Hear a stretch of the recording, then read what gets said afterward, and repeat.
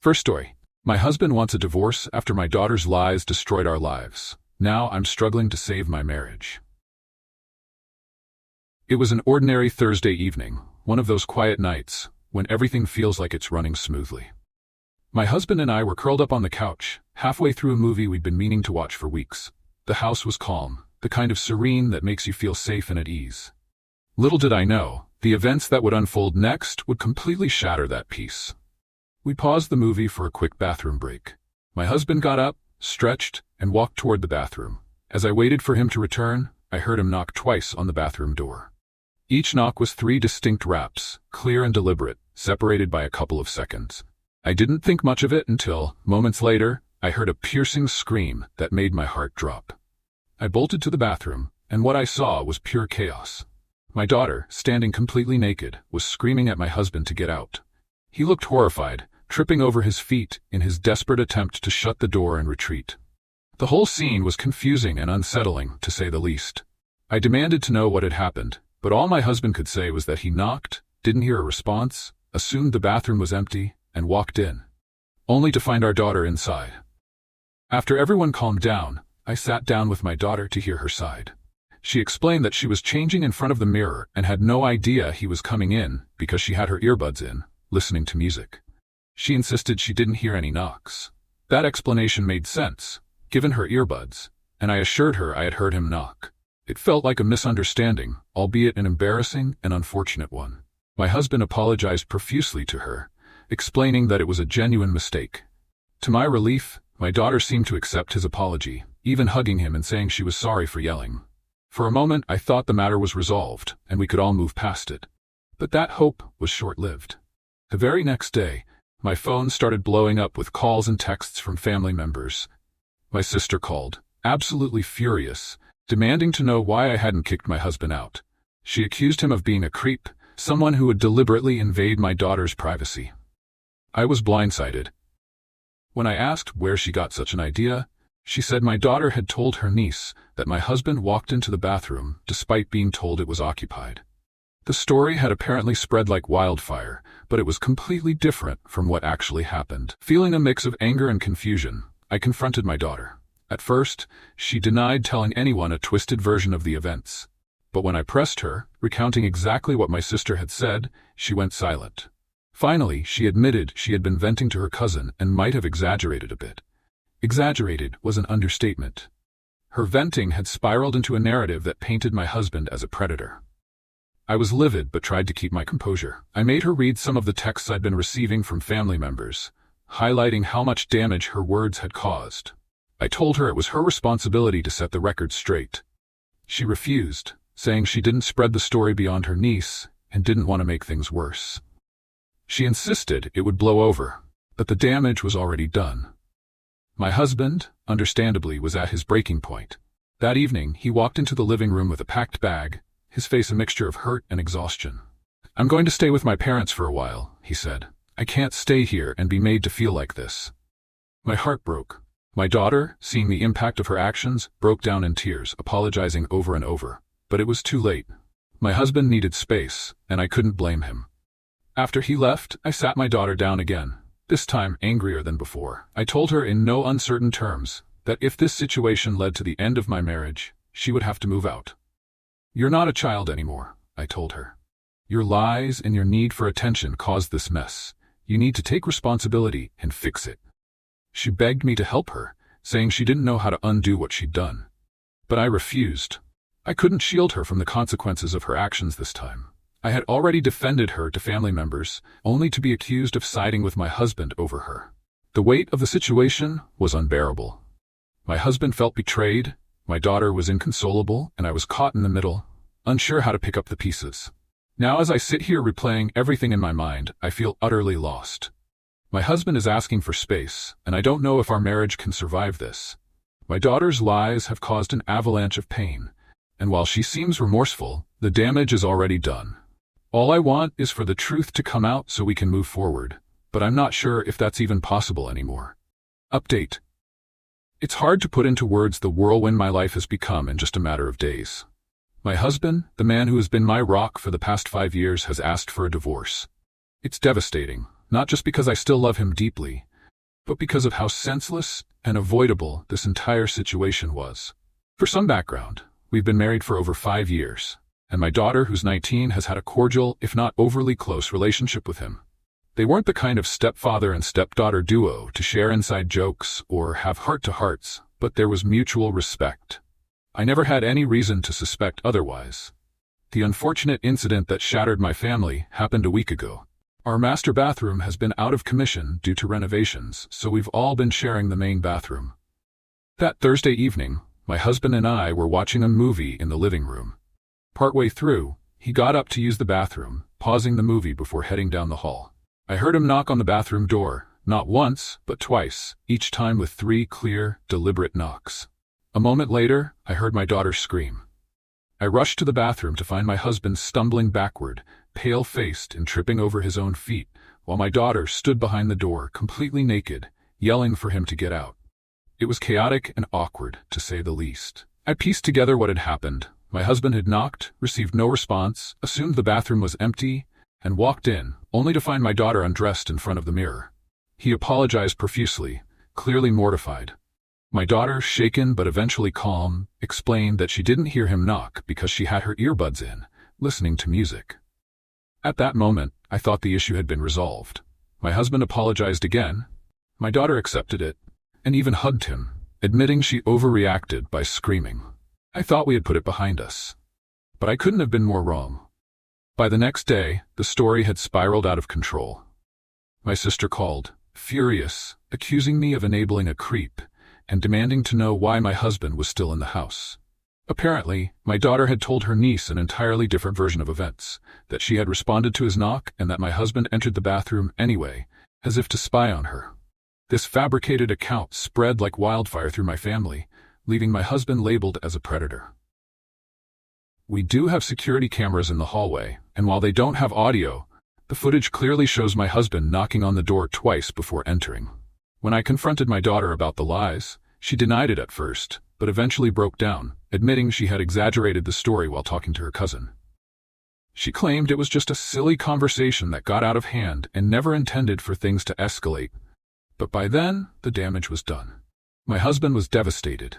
The rumors circulating among my family were vile, branding him with horrific accusations that could have destroyed his career and his reputation.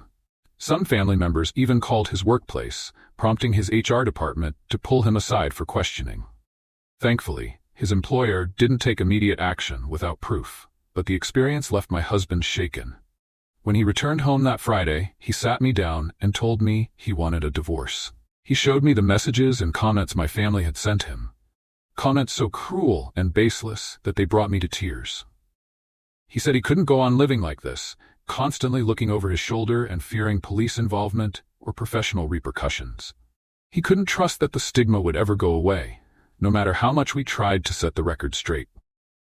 I begged him to reconsider. I told him I'd cut off my family entirely, and even offered to kick my daughter out of the house. But he shook his head, explaining that the damage wasn't just external, it was internal. He couldn't feel safe or comfortable around my daughter anymore, and he didn't want to be the reason I abandoned her. If you gave up your daughter for me, I wouldn't be able to look at you the same, he said, but I also can't live with her under the same roof. The conversation ended with him packing a bag and leaving for his parents' house. Before walking out, he told me he'd give me 3 months to move out of our home, as it was his property before we married. He assured me he'd handle the divorce fairly, even offering to continue paying my daughter's tuition for the remainder of the year.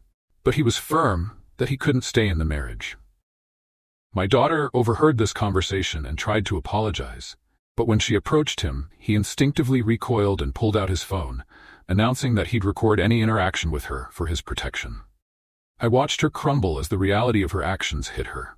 She tried to explain that she never meant for it to get this far, but he cut her off, asking why she hadn't cleared things up sooner if that were true. She had no answer. The next few days were a blur.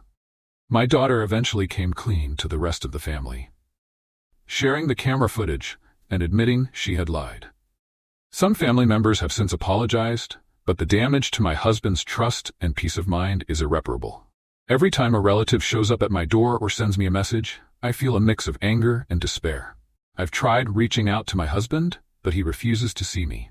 He won't come to the phone, won't respond to texts, and even his parents have told me it's best to let him be. I've driven to his workplace only to be told he was sent home. He's completely cut himself off, and I feel like I'm losing the one person who's ever truly cared for me. Now, I'm stuck in a painful limbo.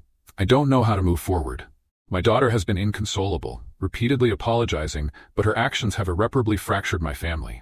My marriage feels over, and I can't even bring myself to imagine life without my husband. How do I fix something so utterly broken? Or is it even possible to fix it all? Second story. Black Friday disaster at Home Depot. How toxic rules turned my job into chaos and forced me to quit. What happened next left everyone shocked. Let me paint you a picture of chaos. Black Friday at one of the busiest Home Depot locations you can imagine. I was standing in the eye of the storm, trying to make sense of a system that seemed determined to fail us all. For context, I'm a head cashier at this store. Well, I was a head cashier, but more on that later. My job usually involves managing the front-end operations, ensuring smooth customer service, scheduling breaks, and keeping things running like a well-oiled machine. Except, lately, it's been anything but. A few months ago, our store underwent a complete remodel of the front-end area. The traditional registers were swapped out for an entirely self-checkout (SCO) system. Except it wasn't really self-checkout. It was branded Assisted SCO, meaning we were expected to hover around the machines and help customers with items like large purchases, high-priced tools, or anything that could be hiding smaller items inside. On top of that, we had to push credit card applications like our lives depended on it. Here's the kicker.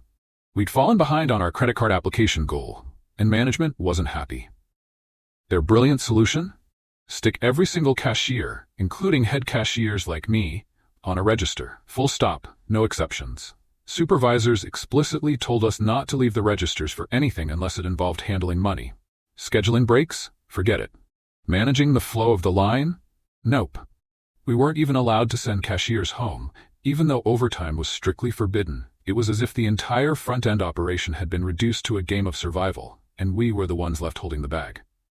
Now, if you've ever worked in retail, you'll know this setup is a disaster waiting to happen. The SCO area was already a point of contention for customers, many of whom were annoyed about the lack of traditional registers. Imagine their frustration when we started hovering over them, insisting on assisting, even when they didn't want help. Some were polite, but most weren't shy about letting us know how they felt. And honestly, I couldn't blame them. But it wasn't just the customers who were irritated. The other head cashiers and I knew this system wouldn't work. We tried to push back, but our supervisor's response was basically, figure it out. So, we did what we could. We prioritized ensuring our cashiers got their breaks and went home on time, even if it meant risking management's wrath. But Black Friday was a whole different beast. That morning, the store was a madhouse. The managers, store manager included, were lurking around the front end, scrutinizing every move we made. A few helped out here and there, but mostly they just added to the tension. My supervisor reiterated her stance. I was to stay glued to my register. And if the line started piling up where customers needed directing, I was supposed to keep my head on a swivel and somehow manage it all while checking people out. Fine, I complied. I stayed at my register, refusing to budge unless explicitly told to. Within hours, the cracks in their system started showing. My first break came 2 hours late. I didn't say anything at first because, honestly, late breaks are par for the course here. But when my lunch was delayed too, I decided enough was enough and flagged it. By the time I finally got to eat, I was running on fumes. And it wasn't just me suffering. One of my cashiers had his 15-minute break, delayed by almost an hour. He looked exhausted when I finally noticed, and I felt awful. I told him to go, but because we were so short-staffed, I had to advise him to double-check with our supervisor first. Then there was the full-time cashier, who was forgotten entirely on one of the few remaining traditional registers. She was actively building overtime, something that's absolutely forbidden, because no one noticed her shift was supposed to end. Things went from bad to worse. Another cashier's break was 45 minutes late. I was sent to cover in the garden center, only to find out that lunch breaks there were delayed too. By the time I returned, the entire front-end operation was in shambles. Customers were agitated, lines were backed up, and my cashiers were drained. To add insult to injury, the whole point of this ridiculous setup, pushing credit card applications, didn't even work. We brought in the same number of applications as we did before this new rule. Turns out, it's not about standing at a register, it's about actively asking, something most of us were doing anyway. By the end of the day, I'd had enough. Watching my cashiers suffer because I wasn't allowed to do my job properly was the final straw. Thankfully, I'd been interviewing for other positions, and just a day prior, I got a call back with an offer. So I did what I should have done weeks ago. I handed in my 2 weeks' notice. I won't lie, I felt a twinge of guilt. My cashiers don't deserve this mess, and I hate the thought of leaving them in the lurch. But I couldn't keep fighting a losing battle in a place that clearly doesn't value its employees. So now, I'm officially done with Hell Depot, and I've never felt lighter. Here's hoping my next job actually lets me do the job I'm hired for. To anyone else stuck in a toxic work environment like this, just know, it gets better. You're not alone.